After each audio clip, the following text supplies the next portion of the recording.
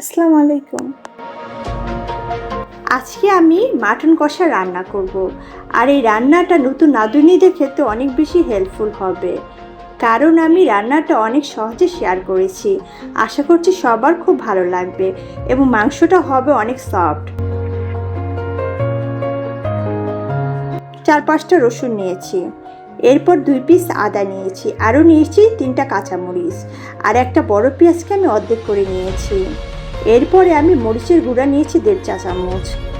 এরপর আমি হলুদের গুঁড়া নিয়েছি 1/2 চামচ। আমি এখানে ধনিয়া গুঁড়া নিয়েছি 1 চামচ। আরও নিয়েছি ভাজা জিরা গুঁড়ো 1 চা চামচ।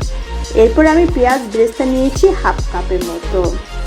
আর এখানে আমি টক দই নিয়েছি 1/4 কাপ। এখন সবগুলো মশলা একসাথে আমি ব্লেন্ড করে একটা পেস্ট বানিয়েছি। আজকে আমি রান্না করার জন্য 1 কেজি খাসির মাংস নিয়েছি।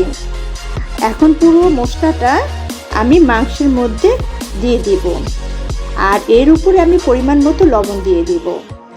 এরপর আমি সরিষার তেল 1/4 কাপ এর মধ্যে আমি দিয়ে দিব। এখন মাংসটা আমি খুব সুন্দর মতো নাড়ব। এখন আমি এটা ম্যারিনেট করার জন্য রাখবো। এটা ম্যারিনেট করার জন্য 1 ঘন্টা রেখে দিলাম। ম্যারিনেট করা আমার হয়ে গেছে।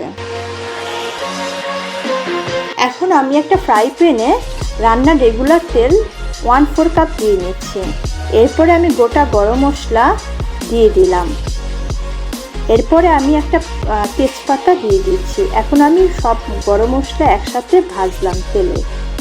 এরপরে আমি একটা পেঁয়াজ কুচি তেলের উপরে ছেড়ে ভাজতে লাগলাম। আর এটা ততক্ষণ পর্যন্ত ভাজবো যতক্ষণ পর্যন্ত এটা লাল কালার না ধারণ করছে। এরপর আমি 1/2 চামচ চিনি দিয়ে নিচ্ছি। এখন আমি আবার এটা নাড়বো সুন্দর মতো। এরপরে আমার আগের থেকে ম্যারিনেট করা খাসির মাংসগুলো আমি তেলের মধ্যে দিয়ে দিলাম। এখন আমি এটা সুন্দর মতো নাড়তে থাকবো।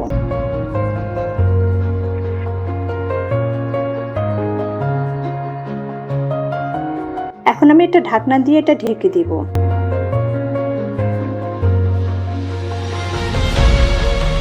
আর চুলার আঁচটা আমি কমিয়ে রাখবো, কারণ তাহলে মাংস থেকে অনেক পানি উঠবে। দেখেছেন মাংস থেকে কত পানি উঠেছে। আমি কিন্তু এর মধ্যে এক্সট্রা কোনো পানি দিচ্ছি না।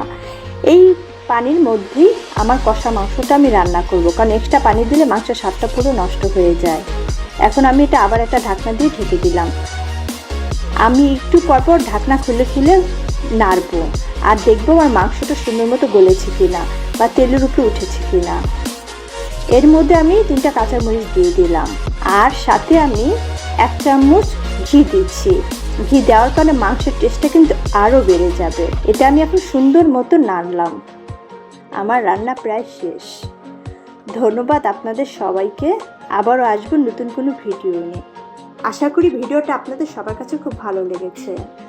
সবাইকে ধন্যবাদ। আল্লাহ হাফেজ।